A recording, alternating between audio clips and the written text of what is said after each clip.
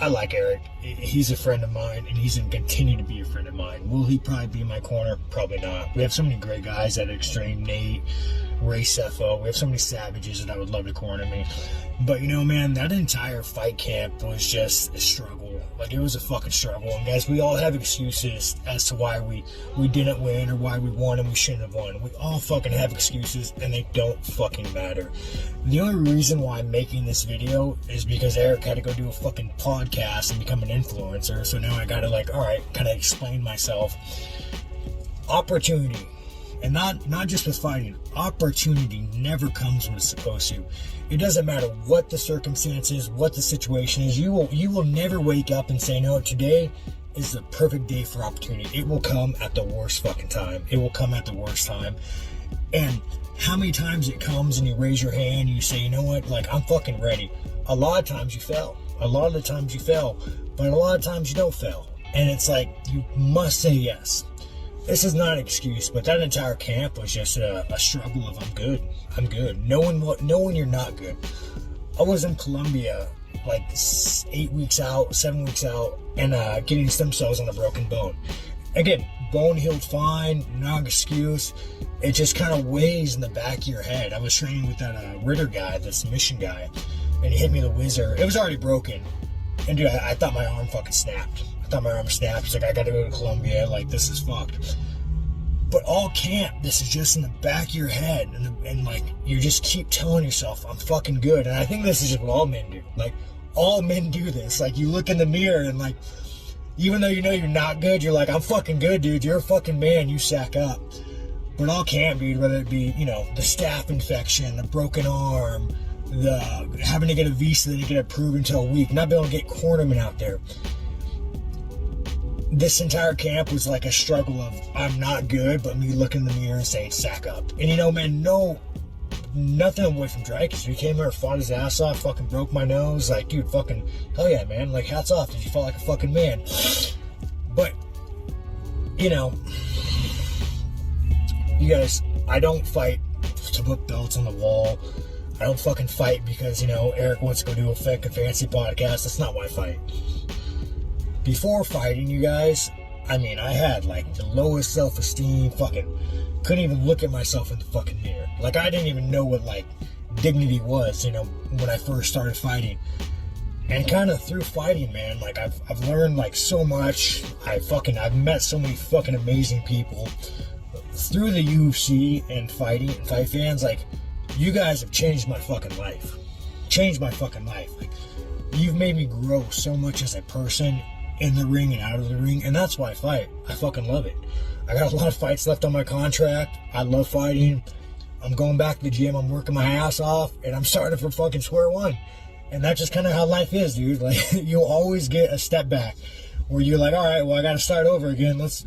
And you have a choice. You either sack up and you do it, or you fucking quit. And I'm going to sack up and do it. And you know what? Fuck you guys. I broke my nose like fucking 3 times in that round. And every single time, I didn't quit. I didn't go sit on the stool and say, hey, my nose is broken, I can't fight. I adjusted every fucking time. And I thought, you know, man, maybe I'll get lucky, maybe I won't. But at the end of the day, dude, we all have a fucking story, and no one gives a fuck. I'm grateful for my life. I love my job. I love my fans. I support you guys just as much as you support me.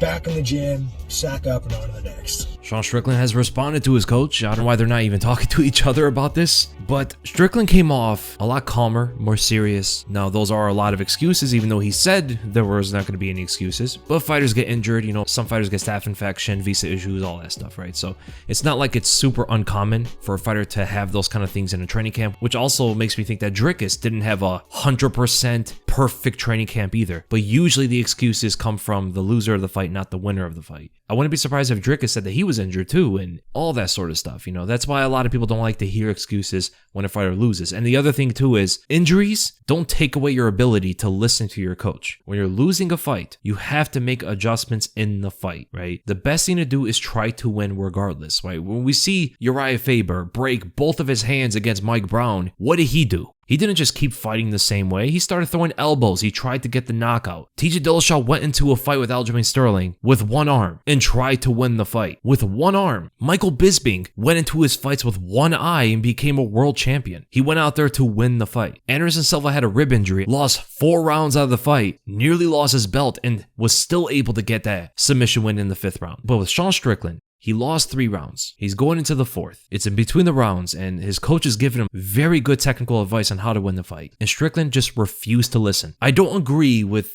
bringing all of this to interviews and stuff like that. These guys should be talking to each other, right? Strickland and his coach should be having a conversation about all of this, not making these decisions in interviews, right? But at the same time, I do agree with what his coach said. His coach was not incorrect. And his coach asked Sean Strickland, what are you fighting for? If you want money fights, I'm here to train world champions. So his coach told him his motivation in coaching for the sport. Strickland actually gave his answer. I don't know if he did it directly, but he talked about why he fights. He says he fights because he enjoys it. And he fights because it gives him purpose. It gives him like a new meaning of life. And I think he's very genuine when he talks about stuff like that, when he talks about the fans and how much they mean to him. It's absolutely amazing. But at the same time, Strickland said Eric Nicksick is still his friend and will always be his friend. But it doesn't seem like they're compatible with coaching. They both have different motivations in the sport. And Strickland said Eric Nicksick probably won't be in his corner anymore. Now, I don't know if that means he doesn't want Eric Nicksick to be in his corner, or does that mean Eric Nicksick doesn't want to be in Strickland's corner? It could be a decision that Strickland is making based off of him not wanting to waste Eric Nicksick's time. And maybe he's going to get other coaches that could kind of align with Strickland better, which is a shame, because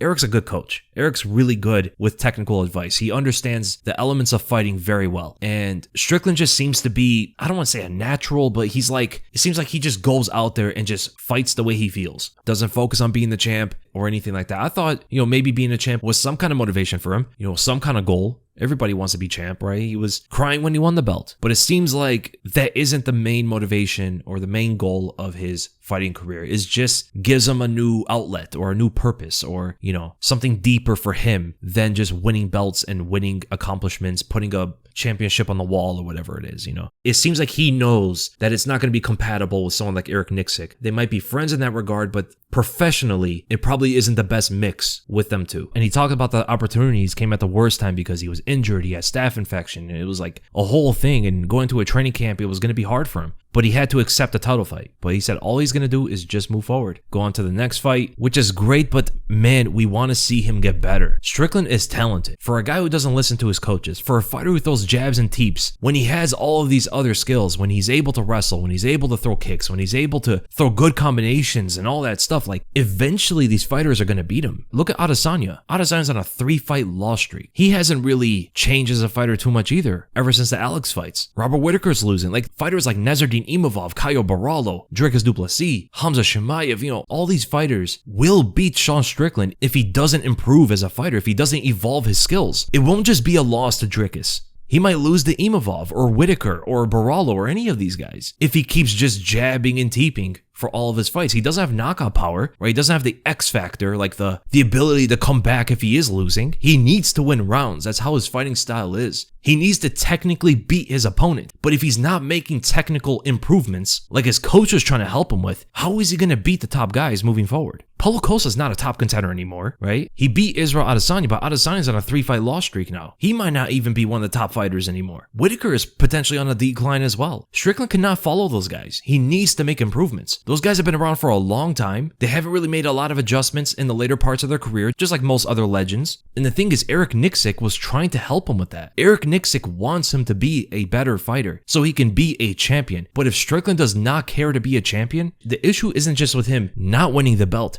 The issue could be him not beating anybody else. Like, it's cool to sit there and just enjoy fighting, but what if he goes on a loss streak? He's in the top ranks of the middleweight division. His next fights are going to be against the other best fighters in the world, who are all around the championship level. Imavov is better than he's ever been before. He's in his prime. Borralho is as well. Hamzat, all of these guys are in their prime and they're all getting better. Dricus is also getting better. Strickland needs to improve. In his last 2 fights, he fought exactly the same. He literally did not fight different whatsoever. If he goes into the next fight and does the same thing against Robert Whittaker, if that's his next opponent, or Nasruddin Imavov or Caio Borralho, he's most likely going to lose that fight because this division is already surpassing Adesanya and Whittaker. Strickland is the next guy there for that wave to surpass. Just like Whitaker and Adesanya, he's the only other fighter that isn't improving. The last time Whitaker improved as a fighter was when he rematched Adesanya. That was years ago. The last time Adesanya improved was when he rematched Alex, which was years ago. Crazy to think about that. It seemed like yesterday. But Strickland hasn't improved ever since the Adesanya fight. In fact, his last 2 performances is like he's gotten worse. It's like he's regressed. Not just against Dricus with all the injuries and the staph infection, but even against Paulo Costa, he fought the exact same way. Did he have injuries there? He wasn't losing, so he didn't have to make the adjustments in order to win, but he still fought the exact same way. And Dricus even knew that Strickland doesn't listen to his coaches. Sean Strickland has a lot of potential. He has a lot of talent. Refuses to use a lot of them, man. He fights in such a limited version of himself. It's crazy. I can imagine his coaches see how good he is in the training room. Fighters talk about it all the time. He has crazy grappling, very good wrestling. He doesn't just throw the jab and teep. He has other good techniques, but when he comes out there to fight, it's like the most limited version of himself. Like he's even better in the sparring. He's better at sparring than he is in the fight. He became a champion off of that, which is amazing. That shows how talented he is. He fights in a more limited way than he's capable of, and he still became the world champion, and he's one of the top ranked fighters, but now he has to make those adjustments. Because honestly speaking, when you think about him fighting Robert Whitaker or Nasruddin Imavov or Caio Borralho or Hamza Chimaev, like honestly, do you think he beats them? Fighting the way he fought Dricus and Paulo Costa and even Dricus in the first fight, or even the way he fought Adesanya, like does he realistically beat these guys? I don't think he does. And especially because the last time we saw Hamzat, Imavov, and Borralho fight, they're going to be even better in the next one. Whitaker's not really evolving, but Strickland doesn't really talk about it. The only thing he said was that he has to go back to square one. That's good to hear, and he needs to do that. It'd be great to see him wrestle more. It'd be great to see him throw more kicks and combinations and go forward in his fights. Use his cardio as a weapon. Like, forget about the personality, forget about selling the fights. Strickland needs to improve. Like, imagine if Strickland was wrestling, bro. Imagine he was shooting takedowns like off of his jab, double leg against the fence, get the takedown, overwhelm the opponent to gas him out, drag him to deep waters in the 4th and 5th, right? If he gets up, he unloads the combination to the body, double leg again. Like, if he fought that way, he'd actually be tough to beat, but he limits himself so much. Sean Strickland has a 78% takedown accuracy in the middleweight division. He has secured 7 out of 9 takedowns against Nasruddin Imavov, Jared Cannonier, Brendan Allen, Uriah Hall. Strickland could be so good if he starts wrestling. And apparently he's gotten so much better with it, but only in the gym. Man, it'd be great if him and Eric Nicksick could work well together. That's the kind of coach that gets you better. Look what he did for Francis Ngannou. Francis Ngannou started training with Eric Nicksick, I think in like 2018 or 2019, and he helped Ngannou avenge his loss to Stipe Miocic and become the heavyweight champion. Made drastic improvements to his technical abilities, where Ngannou had the raw talent, he had the punching power, athleticism, and all that stuff. Like Strickland has the cardio to go 5 rounds and drown the opponents in the 4th and 5th rounds, but he just doesn't fight that way. Right now, the new trend of MMA is this cardio fighting. What Dricus and Bilal and Merab are doing, just constant output and volume, drowning and overwhelming the opponent with punches and takedowns. Strickland could do the same thing. He can fight with that style with the same techniques that he throws. The jabs, front kicks, 1-2s, left hooks, all that stuff. He can do that, but imagine like upping his output 2x or 3x. Like imagine throwing 2 or 3 times the amount of punches than he already does. He could beat some of the best fighters in the world by that alone because he's good defensively, where he will not get hit in many of those moments and he could control the pace of the fight. It's harder for him to defend when he's not controlling the pace or the distance of the fight. And when he's not going forward and throwing volume, he loses that control of pace and range, giving it to Dricus or to his future opponents, Imavov, Borralho, or any of these guys, you know? Strickland's still in his prime. He can make some of those improvements, but if he doesn't, he might go on a losing streak. Hopefully he talks to Eric Nicksick, and hopefully he's able to stay with him and evolve as a fighter to become the best fighter he can be. Or he can go with another coach, and hopefully he improves.